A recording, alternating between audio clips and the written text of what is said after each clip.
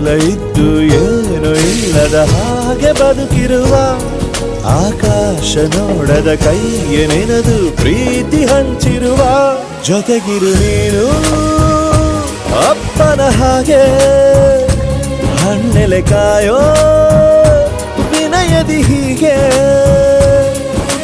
ನಿನ್ನನು ಪಡೆದ ನಾವು ಪುನೀತ ಬಾಳು ನಗು ನಗುತ್ತಾ ಬೊಂಬೆ ಹೇಳುತ್ತೈತೆ ಮತ್ತೆ ಹೇಳುತ್ತೈತೆ ನೀನೇ ರಾಜಕುಮಾರ.